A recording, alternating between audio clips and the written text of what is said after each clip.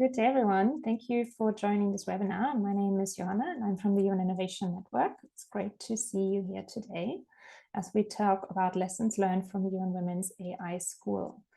I think we can all agree that the biggest driver of change that is affecting the way we work this year has been AI, and specifically the rapid rise of generative AI. Most of us probably use it for work in our private life, probably every day. But my gut feel is that we're just starting to scratch the surface in terms of how we are using it.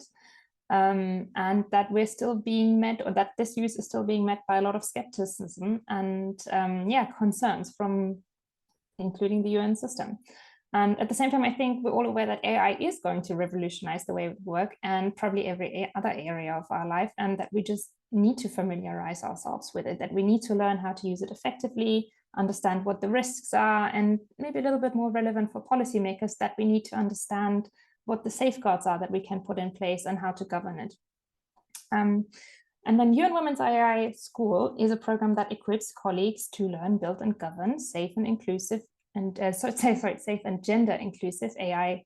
So it's trying to do exactly that. The program offers different tracks for UN colleagues, for policymakers, and for the public, with a joint curriculum and specific labs and assignments. So very diverse, and has so far trained 2,000 colleagues. We're going to learn more about the school today, but this webinar is fundamentally not about the school, but about the lessons learned from running the school. So it's about what works with regards to upskilling on AI, what doesn't, what patterns have emerged, and what are the things that you might want to keep in mind when running your own training program to upskill your organization. So we're focusing on that. Before we get started, I am very happy to let you know that we will be recording this webinar and sharing it on our website, and that we'll also be making the slides available. And we have a presentation planned up front, and then set aside about 25-30 minutes after that for discussions and questions.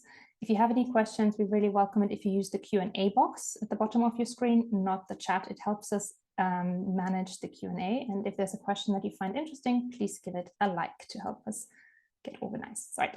And now, to help us get into the topic and the mindset, 3 very quick questions. So we want to first hear, how do you feel generally about AI? Are you afraid? Are you cautious? Do you feel neutral, hopeful, excited? What is it? We're going to make this a rapid fire question round. So take your pick now before I'll very quickly share this back with you. So here's that. We have a quarter of people cautious, 40% hopeful, that's great, quarter excited. So half and half, excited and cautious. I think that's interesting. We have a second one for you. How do I get there? Here it is. How do you access the Gen AI tools that you use? So that could be Copilot, Gemini, ChatGPT. Do you use the free version? Do you have a paid license for your organization? Or do you have your own personal paid license? Take your pick. I love this. It's actually going rapid fire. Very nice. Very nice. And here we go. I'll show you the outcome. Free versions. You guys are just like me. I'm also on the free versions. And yes, there's a paid license for my organization as well. Personal paid license, 30%. Very nice. Okay, getting into the final question. And this one I'm particularly interested to see what the answers will be. Does your organization have an approved AI policy or strategy? Do you have one that's approved and being applied?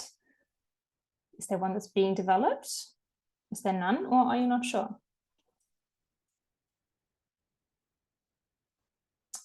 Okay, 3, 2, 1, last seconds. And here we go. And again, here are the answers for you. And a stunning third of you aren't sure. And I don't blame you. I would also not be sure when it comes to my organization. But also 36% say yes, there is one, and one's approved, and 70%. So that's more than half that have a strategy or are working on one, which is great news. And with that, I'm going to introduce you to our presenters and hear if they were expecting these results. So we're joined today, Imad Karim. You may have seen him in a UN webinar before. He is the Advocacy and Innovation Lead in UN Women's Regional Office for Asia and the Pacific. Thanks for joining us, Emad. We also have Federica Janicasa, Program Analyst in Innovation, AI and Green Skills, also from UN Women. And then we have Kirti Jayakumar, Feminist researcher and facilitator. It's great to have you here with us. Emad, over to you. What's your take on these results? Were you expecting this? Thank you, Johanna. Yes, I've seen these results before.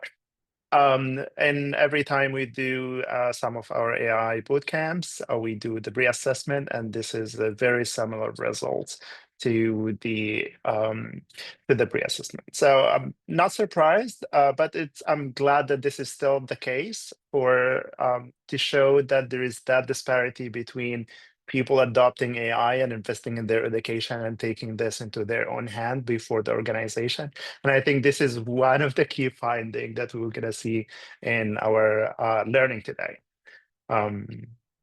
Yeah, there's more to it. Okay.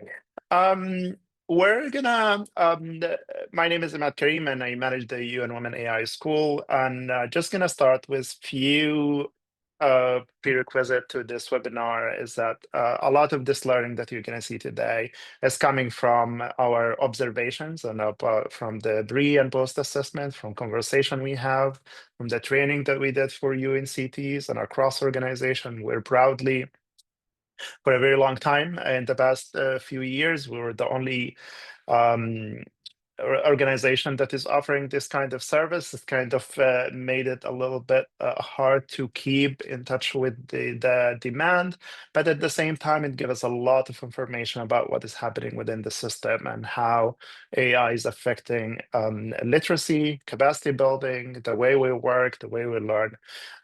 So this is not coming from an evaluation, a rigorous evaluation that the UN would call, but mostly from our own observation from those results of the training. And right now we're almost hitting the 3,000 participants through the different cohort, and collaboration with the UNCTs, especially with the RCO's office, DCOs from other agencies, and what we heard, but also from the industry itself of where it is going and what is relevant to us as the UN organization.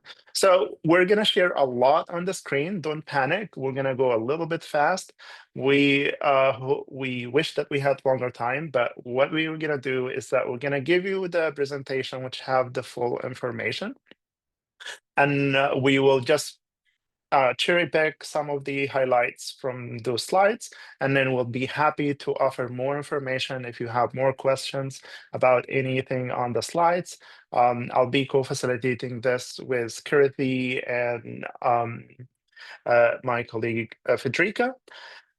So we'll have a lot of chances to answer your questions, but also this is not the last time you're gonna see us. If you have more questions, if you have an idea on applying or replicating such a model, or you want to start your own AI school or program, please reach out to us. We'll be happy to offer you with more resources.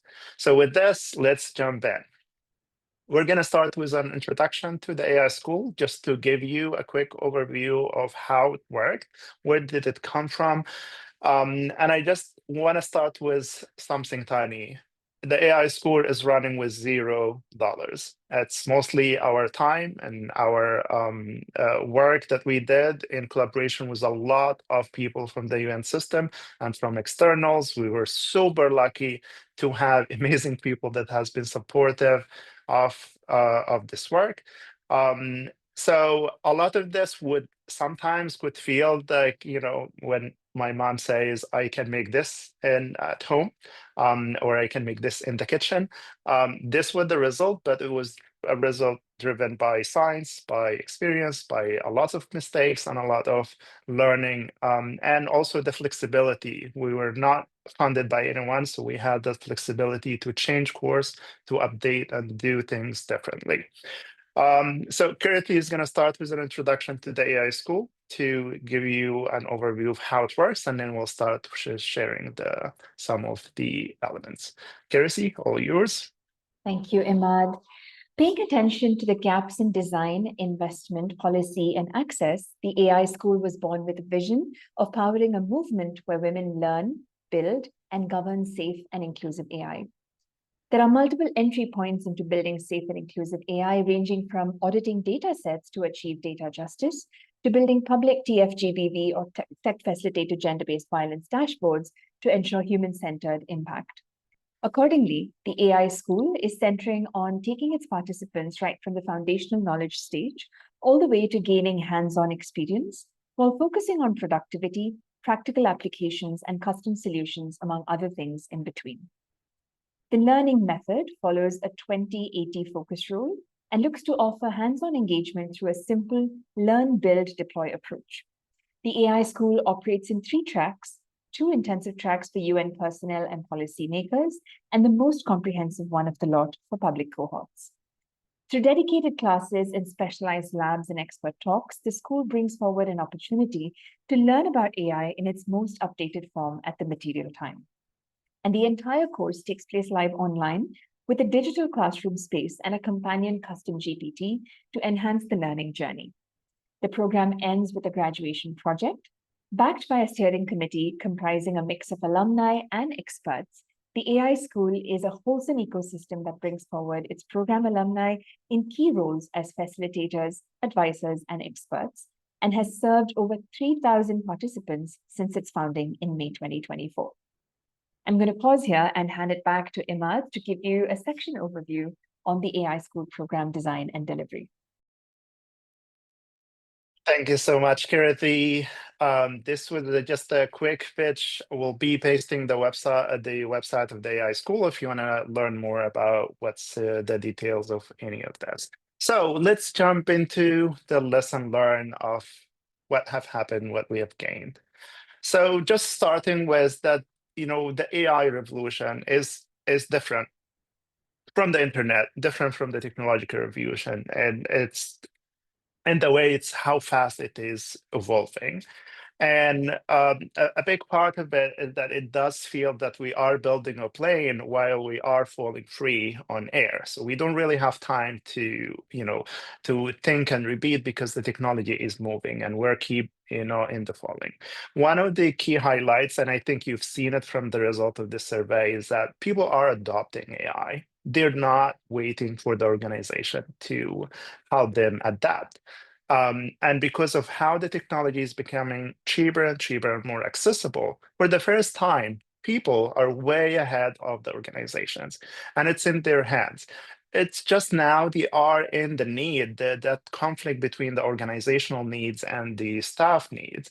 How can we merge that adoption of AI, that is early adoption by the staff and personnel, with the organization adaptation, and what would be possible for workflows, for decisions, for putting guardrails and protection of the data.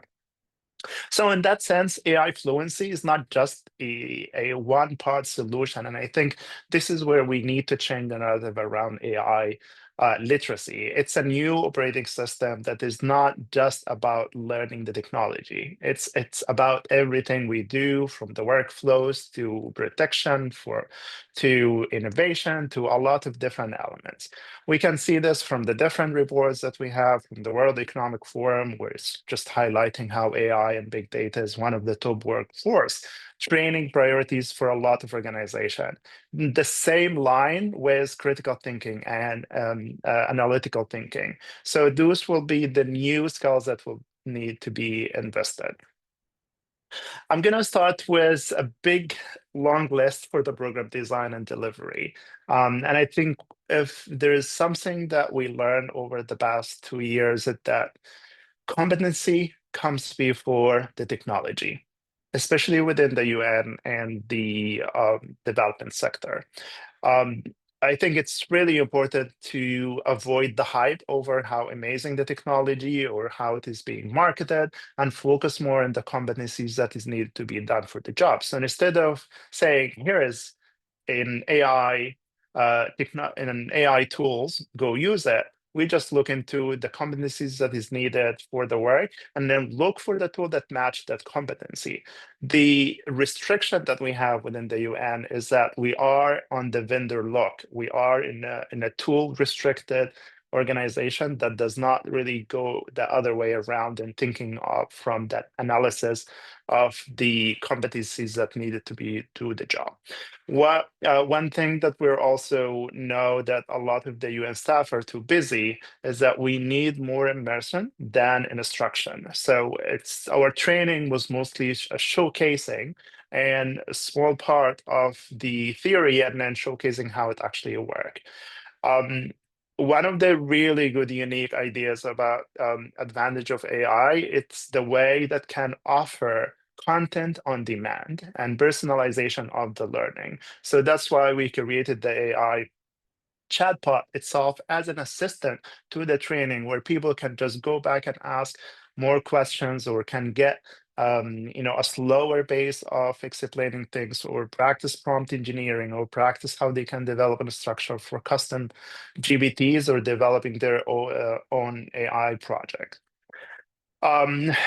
We moved from the one-time activities to tracks and learning journeys because we know that the one-time workshop have very minimum impact. Of course, it is important, better than nothing. But if you really want to do upskilling for your staff, you need to design a learning journey. And this learning journeys also have to be role-based and offer staffing based on their functions, a training that fits within their workflows.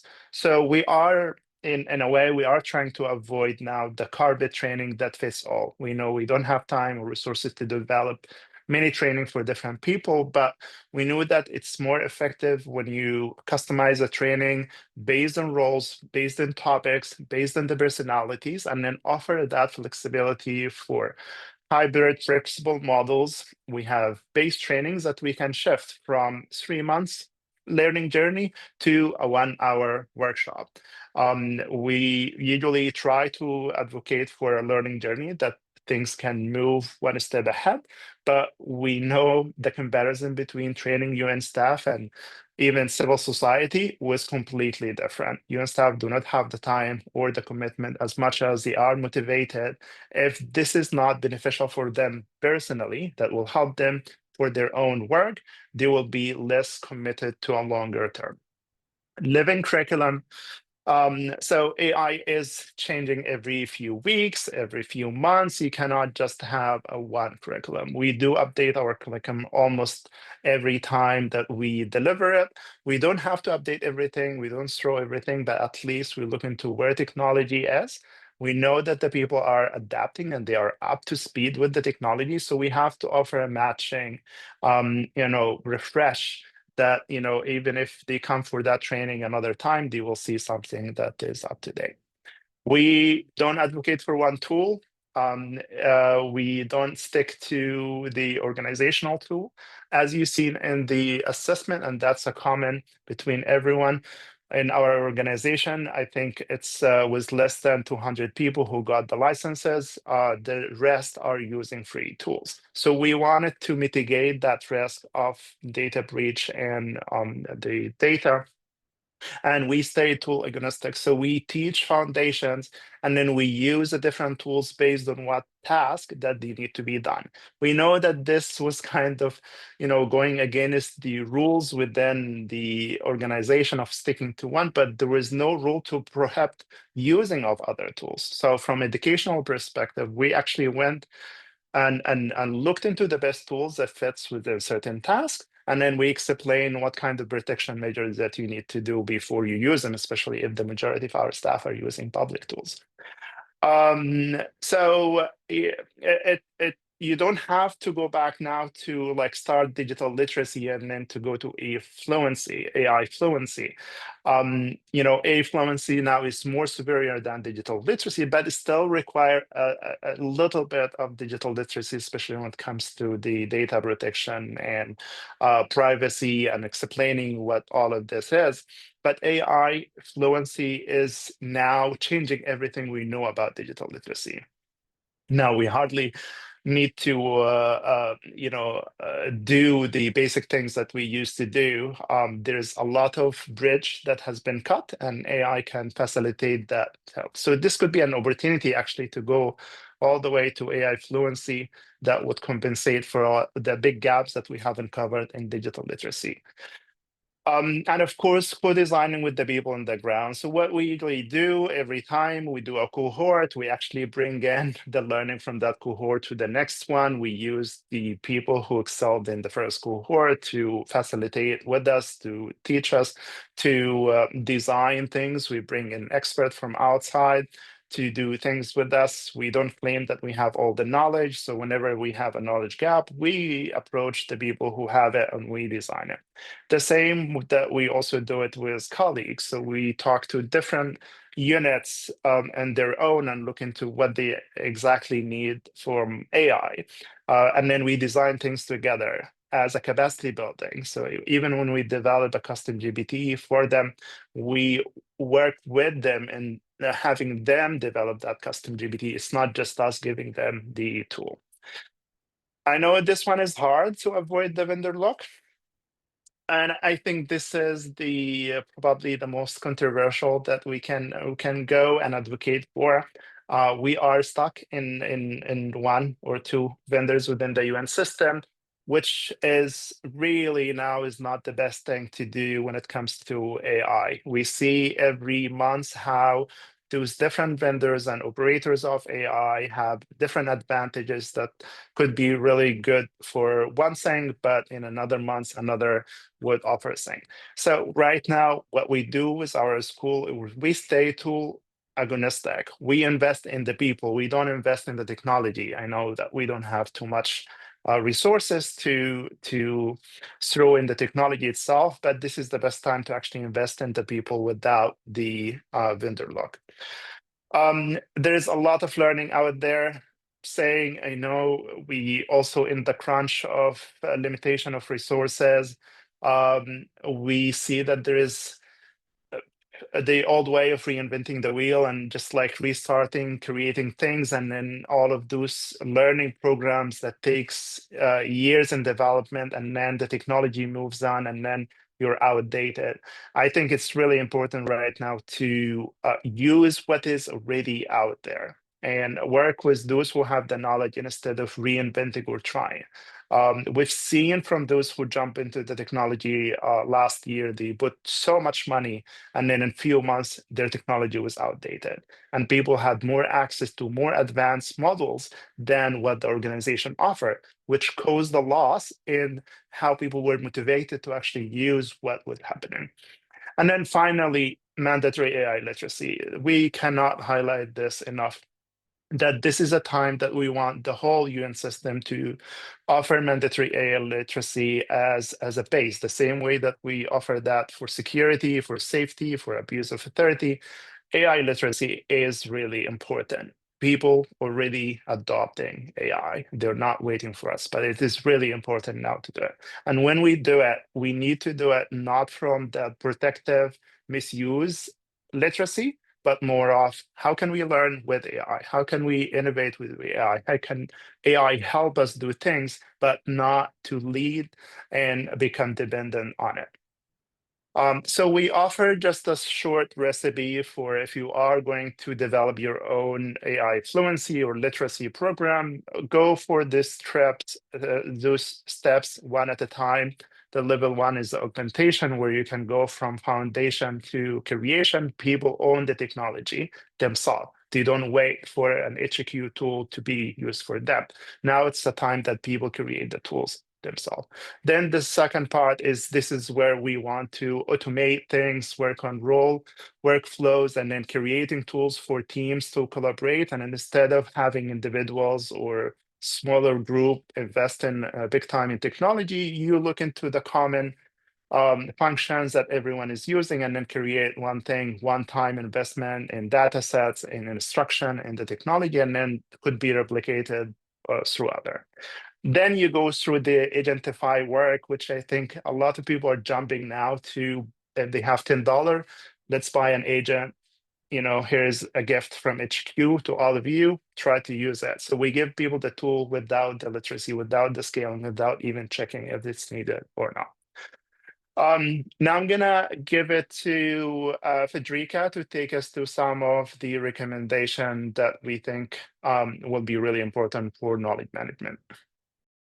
Thank you so much, Ahmed, and thank you again for the chance of being here. So in terms of knowledge management, we should remember that obviously the rise of generative AI is changing not only how we learn, but also why we do it and why we consume knowledge. So traditional 50 pages PDF reports, maybe the ones that we take months and human resources to develop, may become extremely hard for both humans and AI systems to use effectively. And this is why we need a decisive shift from documents to components, as we did in the AI school. Instead of producing one long report, we should turn it into small metadata-rich building blocks that are tagged by topics, geography, population, or any other factor that interests us, and that can be easily discovered, recovered, and used by AI agents. And our flagship products in this way can become AI-ready assets. From the same piece of work, we can generate structured summaries, data sets, prompt packs, and decision trees that Copilot, custom GPTs, or any other learning platform that we are leveraging, as we did for the AI school, can immediately surface and use. We developed, for example, a custom GPT assistant for the school, and it was particularly useful to organize documents in this way. Also, to do this well, we need to recognize that AI data workflows are not exactly the same as traditional UA data processes.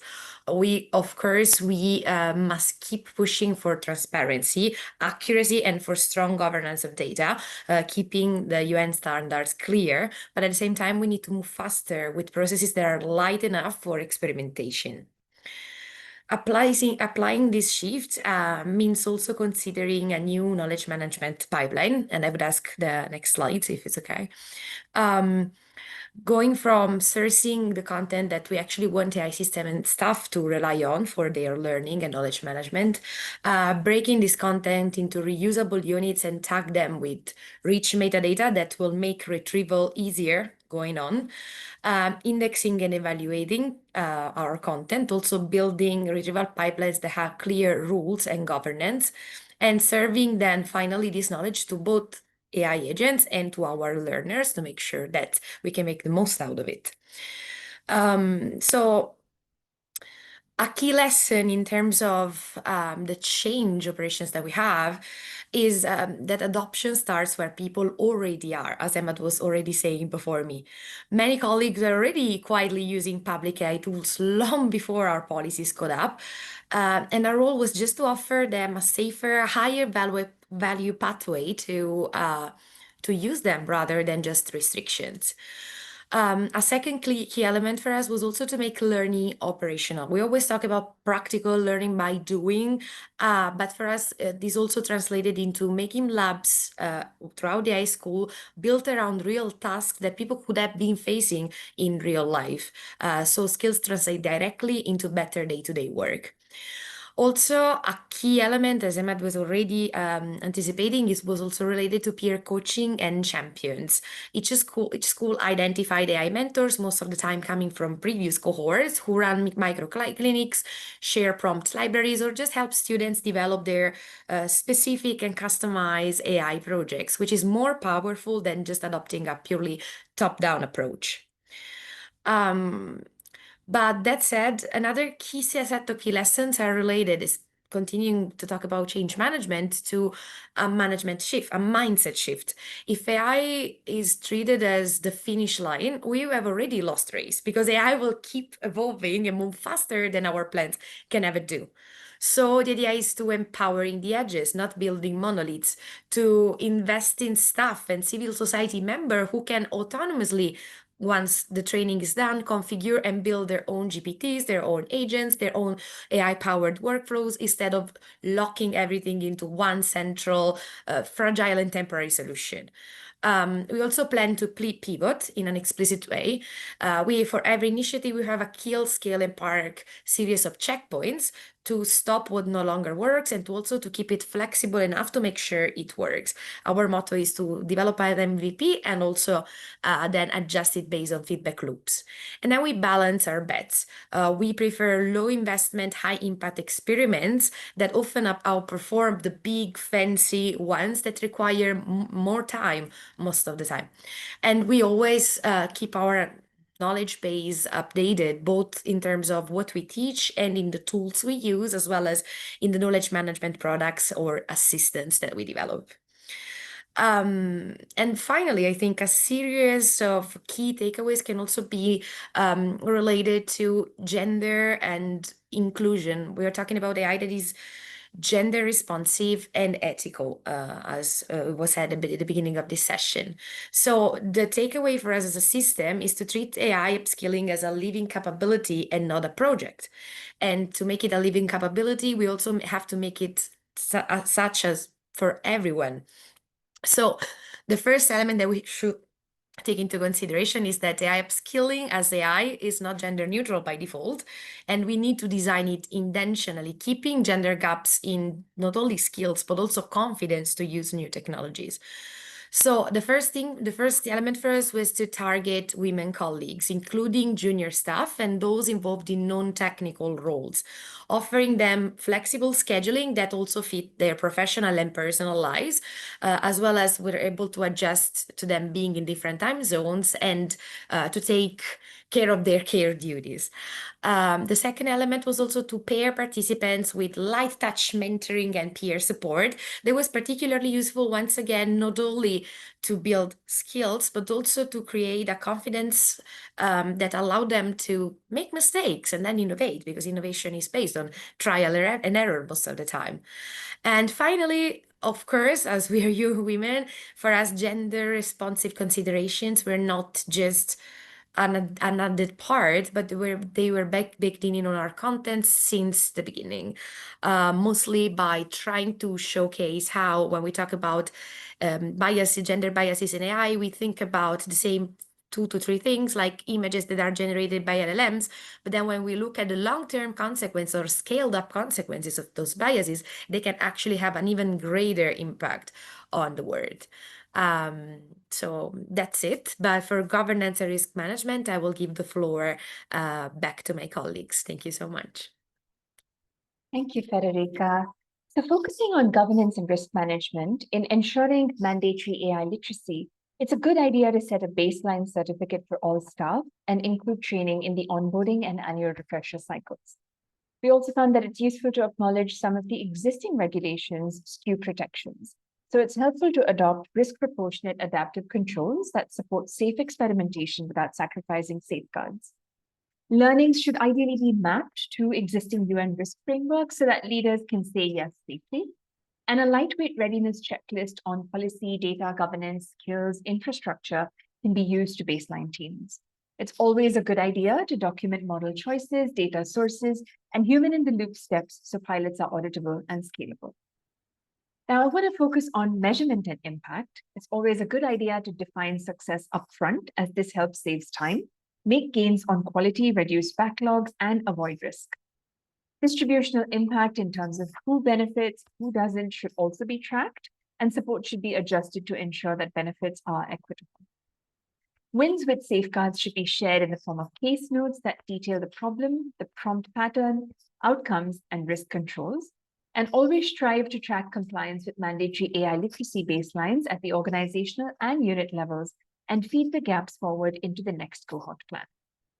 I'm going to step back now and hand it back to Imad to share a bit about the key pitfalls to avoid and recommendations for future editions. Thank you, Charity. I think these are the last bits of the presentation, where we're also seeing a really great opportunity for collaboration. And since we all have very limited resources, this is the space collaboration can actually work in designing cool learning together. So the big part is related to not to treat AI literacy as something that is coming from an HQ or in a centralized office that could fit with everyone.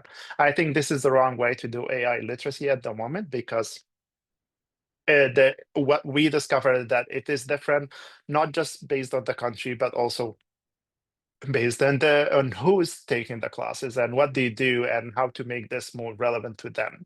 So I think more cross-thematic rather than a carpet training. So this means that you need to assess and work with country offices, with colleagues, with the different thematic leads who is working on designing the AI that works for them. If you want the buy-in, if you want people to leave their busy schedule and prioritize AI literacy time, this means that they need to own it as well. I think it's really important right now, and we're really grateful for the UN Innovation Group to sponsor those workshops for a learning exchange. But I think we can take this further. We don't have to, each one of us, each agency create its own AI literacy. There are a lot in common, and then there's a lot to learn from each other. I think this is a time where we can just put the one UN slogan into an action and then look into sharing this knowledge and stop being too protective of our babies projects that we know very well that in 3-4 months no longer are going to be valid or things. So it is a fight over time and speed and also resources. We're happy to share any of our, methodologies, our learning architecture, but also more details with anyone within the system if you need to start. And that also applies to some of, building cases that could work for certain thematic. We know that, we work in humanitarian, climate change, women economic empowerment. This is also in areas that UNFPA, UNDP, WFP, we all share a lot of cross-cutting and similar areas that some of those cases, some of those solutions could be really helpful to replicate and could save people a lot of the time. So a few pitfalls to avoid when it comes to developing your AI literacy is to avoid just trying to create a one solution for everyone, and then it gets too big, and then you end up just using it as the one-time product. This is not RBM. This is not project management. Those areas are kind of infinitely living, and you can still use the knowledge that was developed 10 years ago to up until now. The same principle apply. AI literacy is not. We are changing even the terminology, which we're still figuring out what does it mean to have general AI or super AI, or what is agentic AI. Those are concepts that is being shaped every day. And I think having to plan for an annual update cycle is not even realistic. And we know that this is actually we wish that there's an annual update, because we know the case that people develop courses, they forget about them right after. So our advice is to go in a light curriculum, light work, make it more applicable, the foundation plus showcasing what's already out there so people can be up to date. We know for sure that over restrictions and banning AI tools won't work, didn't work before, wouldn't work now. People really are using AI. It's in their phones, it's in their laptops. We've seen few agencies who kind of restricted this from their Wi-Fi and from things, but we also heard from colleagues that like, yeah, they restrict it. We use our phone, we do the task, we send it to our emails. That over restriction is only going to create a shadow usage and less protection of the data. It's going to be having more harmful causes, and we've seen it before. Like, it never really worked, and now, especially in the age of AI, it wouldn't. The only way that you can work with this, and instead of shifting from the misuse literacy to the learning literacy, and how can we all be responsible for what we do with the support of the organization. This is one of my favorite, is treating AI as an IT department matter. AI is different. It's not a computer you buy. It's not a procurement. It's not just an IT matter that only the IT department should make decision based on. And this now include every person in the organization, because it changed the way you work. It changed the way you learn. It changed the way you access information. You do your research. It's actually had to do with us on the programmatic area more than just is being used. Yes, of course, you need to consult with the AI, the IT department, but they think if they have full control of that decision of which technology you use, you're going to stuck with a vendor lock, with the same comfortable one they already have put us into, and then more restriction and more protection side than on the learning. We've seen that those who invested too much too quickly are now regretting their investment. And I think this is a common pattern where people get too excited and want to be ahead of the curve, and then they throw in all of their investment in one type of technology or one solution, and then we see that the technology moves in quickly, and then people have actually free access to more advanced tools than the institution. So you end up with investing too much organizationally in a tool that is not delivering to the standard of the staff. And then the more you invest in it, you try to update it, you keep it up to speed, then you already have the sunk bias, the sunk cost bias, and it's a never-ending story. We're also trying to try to avoid the measurement of success of AI literacy and to just counting how many people you trained or how many hours you did, but then just go for the quality of the outcomes, go for the time saved, go for the risk mitigated, and try to document all of this. We're gonna stop here and then look into go back to the Q&A and back to you, Johanna, to bring us together for this discussion. Thank you. Thanks so much for sharing. Really, really great that you're letting us be part of the learnings that are coming out of the AI school. And again, compliments, not just from me, but from colleagues who've been expressing them in the chat and in the Q&A as well. This is a really nice initiative. I noticed a lot of thumbs going up throughout the presentation, but the most when you said that it's open and available to everyone to use. So kudos for that. I had promised you, Iman, that this would be the main question, so we're going to tackle it right up front. Are other colleagues allowed to join the AI school? When is the next one? How can they get in touch? Yes, so the complete answer is yes. We actually have a bootcamp tomorrow here in Asia Pacific, open to all colleagues from Asia Pacific. And then we have another one in the following week. We did two to just have the diversity of the timelines. When we get invited by other offices, we happily deliver, depends on the demands. We did training for our colleagues in UNDRR, in the UNV, UNRPA, FAO. And we trained more than 7 UNCTs. And usually when we go into this mission, this is an opportunity where bringing everyone, and UN Women is usually happy to host everyone to do it. So yeah, that's the answer. We don't have a fixed schedule. It really depends on the request that we do. We have public cohorts. Right now we are running one with Kiriti on AI school, on eval, on technology facilitated violence, and the next public one will be also led by Federica on AI and climate. So mostly targeting civil society and young leaders working on the intersection of gender and AI. We definitely will keep posting on the innovation group for any upcoming opportunities.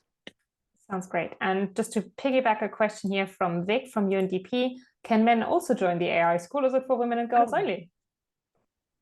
Absolutely, I think is the answer. Federica and Kiriti, you want to answer that? Yeah, I think it also tackles another question, which is about how we target women staff. So of course, men can participate. We are selecting men, women, and any person across the gender spectrum, actually. Of course, when we talk about targeting women, we're also talking about tackling what are structural inequalities. So of course, we advantage, or better, we strongly encourage women to apply. Even in the UN across all the UN, the Secretariat, as well, it is another agency, we have almost an 8 percentage point difference in staff members in terms of gender, with women being still a bit less than men. And that's why we target them. And how do we do it? In different ways. The first one is how we reach out to them, making sure both in our UN bootcamps and in our schools targeting civil society and NGOs to make sure that we will go where women are. So we deploy any channel, we go through mailing lists, we go through our official contacts and gender focal points at other organizations. We engage other civil society organization we work with that have a specific focus on women, as well as we target the social media content creator, influencers, and pages that people, that women and girls might attend. In terms of including also persons that may be left systemically behind because of other identity factors, like belonging to an ethnic minority or indigenous group, having a disability or other, we also make sure to engage with organizations that represent and or work with them, and then also to make the content accessible. So we have a dedicated part of our steering committee for AI, for measures and tools related to disability inclusion that we also customize based on our learners' requests, as well as for the people from different backgrounds. We also try to ask them what are the reasonable accommodation that they want. And in terms of the training language, is mostly for now English, but we're also working on the localization of AI schools through our former participants and also through the translation of the contents we already developed. I hope I answered that. But yeah, Kurti, Ahmed, please feel free to jump in. Rita, maybe piggybacking because you mentioned translation. So Rajashi from UNDP is wondering what is the languages available of the training? Yes, right now, as Asia Pacific has, most of the colleagues have as a common language English, we're offering it in English among the different UN languages existing. At the same time, we're actually trying to, for the next upcoming public AI schools, to translate them after the implementation in a few key languages with any partnership with the civil society organizations and NGOs that might be interested into that. But for now, it's English. Excellent, thank you. Yeah, and just to add this, we also encourage the participant who excel in our classroom, just take the material, do whatever you want with it, update it, translate it, bring it to your community. So we're offering all the materials for them to take it. We're a small team, and so we cannot do almost everything. So we're really happy when people just, take it to the community level. Great, and I think that answers, Rajashi, your second question on can the curriculum and content be open source that it can be customized by others? So the answer here is very clearly yes. I've seen a bunch of questions relating to how do you get in touch with you. So this might be a good moment to pop in any email address that you would like to be contacted in for further information for open sourcing, etc. I want to try and not just have me speaking. I saw a nice question from Michael Heron from, I think, from PAO, that's the WHO in Spanish-speaking countries. Michael, I've given you permission to take the floor in case you would like to ask your question yourself. Oh, hey, can you hear me? Yes, loud and clear. Welcome. Okay. Yeah, no, I was just wondering if there are any other types of methods you found beyond boot camps and webinars that are effective in trying to immerse people in some of these AI tools. Right. So I think this is really important because we know that from our very quick learning, we looked into what would be the best methodology to actually deliver. So we know that even the best courses in Coursera have a very low retention and completion rate. So that's why we didn't opt for mocks or for self-paced thing. We do the facilitated learning. So we have the different tracks, but we also have the different modalities depending on who we are teaching. With the 3 months tracks, we do the facilitated one, and then we give them readings, and most of the follow-up readings are actually video bites learning of like 1 to 2 bites learning from Instagram, from things we share with them some of the AI actual work, and like now you become the detective, which one is AI generated, which one is human, how did you know, how you can like, immerse this. The bootcamp is in person, so we're like, for example, tomorrow we're asking people to bring their laptops, to bring their prompt, to think of a project that they want to work on. When we do specific workshops like custom GPTs, we always we try to go through cases. So this custom GPT we created for humanitarian and gender, or this one for climate. How did we do it? What are the functions? What is behind the scenes? So we do a smaller part of facilitated knowledge. Then we jump into the back end of the different tools and see what actually could work in different tools, not specific to one of them. And mostly also looking for what is free. That's an essential part of our choices. Great. Thank you very much, Michael. I hope that answers your question. And I'm going to go to Gail from the ITC for the next one. Gail, you want to come in? Yes, can you hear me? Yeah. Yes, welcome. Yeah, and I was just curious. I mean, you were talking about agentic AI at the beginning, and I was a little bit curious to know how you keep the human in the loop as you move towards, in your training toward, semi-autonomous or even autonomous use of AI. That was my main question. Frederic and Kirsty, you want to bring some of the examples of the GPTs? I'm happy to jump into. Yeah, I can give this. Okay. Sorry, hesitation. When we talk about agentic AI, we are not on the human on the loop or full agentic AI part of the spectrum right now. So we are not using AI agents to take decisions on behalf of individuals, even if monitored. And I think this is an important specification. We're still using them for knowledge management and or proposing ideas that still human beings have to validate, etc. So that's a first important thing. And to do so, but also we keep the human in the loop, even in the building the AI agent, which is usually a custom AI agent using existing LLMs. And maybe Kirsty can give us some examples also from the custom AI agents that she supported, because she was also a facilitator in our previous AI school. So I will give the floor to her. Thank you, Federica. Just before I go into some of those examples, one of the things we consistently stress on is ensuring that there's adherence to the principles of responsible AI, which call for all of these values to be grounded in any engagement with AI across the AI system lifecycle. So whether you're using it, developing it, or deploying it, the core focus is to ensure that those ethics are fulfilled, which means that there is always a human involved. We're not going to consign decision-making, particularly on significant issues, to the agent.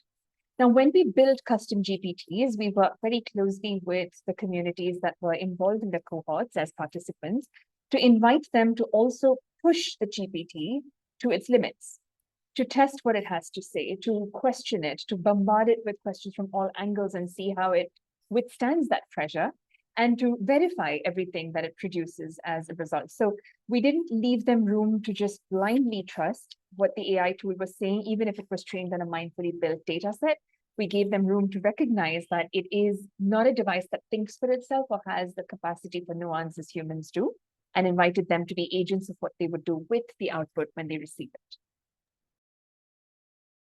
And just to finally add that one advantage of not being funded by someone or restricted to one technology is that we play the devil advocate. So we actually, as Kirsty said, we learn the process of what to question, how to build your AI agent, but also what is the limitation of that technology.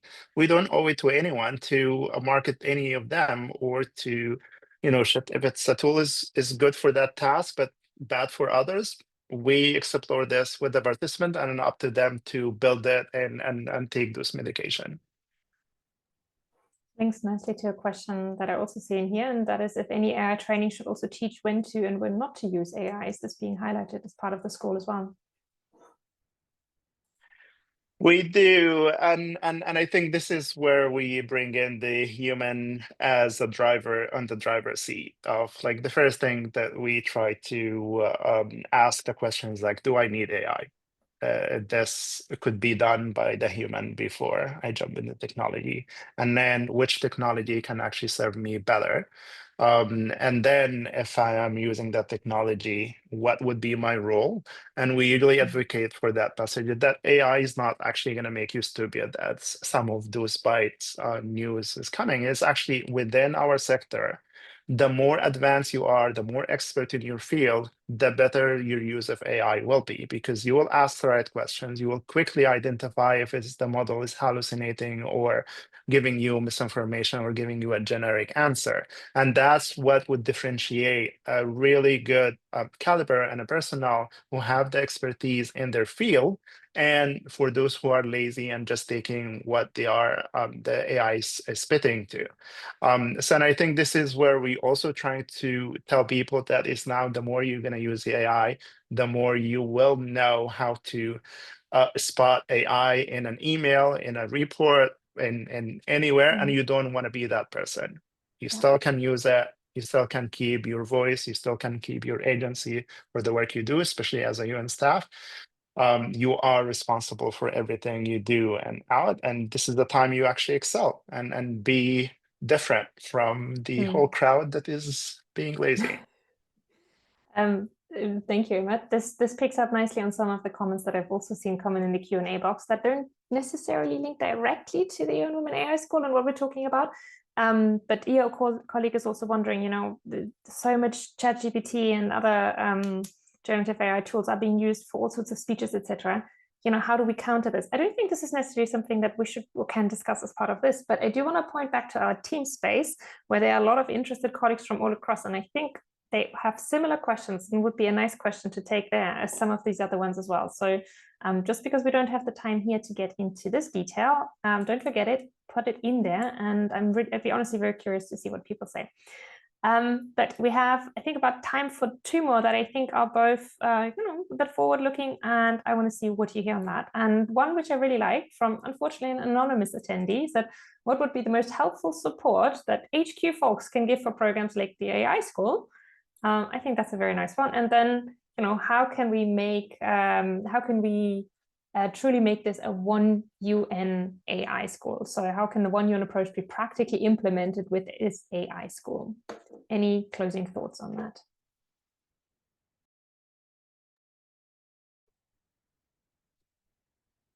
I think we all have some thoughts in that. We discuss this a lot in whenever we are getting some of this request, and we see the struggle that a lot of the organizations are going through right now of should we wait, should we jump, should we where to invest our $1.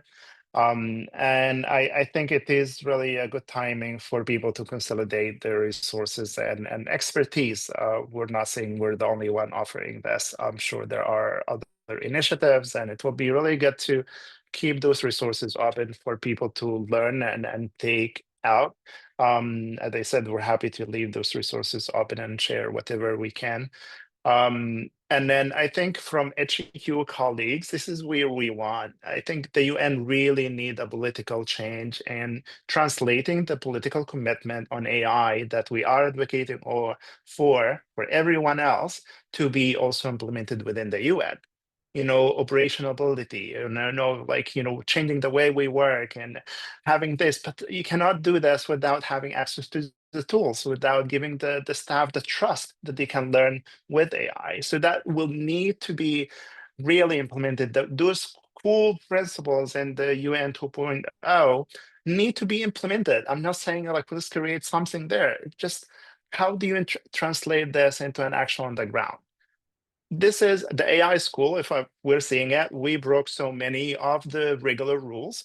But if we are translating the UN 2.0 principle, this is exactly what the UN 2.0 is saying. So in one way, we are jumping into things that our processes is a barrier to a lot of other colleagues. And I know that a lot of amazing people everywhere in every office, they are trying really hard and they are feeling that they are alone pushing, and some of them sometimes give up. There are some taking the initiative in their own to try. So I think this is what we need from those who are sitting up in New York and Geneva to keep pushing with us to make learning and acquired and put resources into it so people can feel that the organization is supporting them. I don't think there have ever been any more suitable closing remarks. Thank you, Emad. We're out of time, so I'm going to say thank you for joining us. It's been really nice to have you. Thanks for sharing the lessons learned from all these trainings that you have run. Thanks for inspiring us. There were a lot of requests to connect with you. We're going to post your email address as well. Again, and hopefully the spirit of sharing and reaching out and driving initiatives from the bottom up will hit your inbox in the coming weeks. If you ever want to run a course for you and colleagues, let us know. There was interest in that as well. Really great to have you. Thanks everyone for joining, and we hope to see you soon in one of the sessions. Take care. Bye-bye. Thank you so much, Johanna, and everyone who attended. See you soon. Thank you. Bye. Everyone.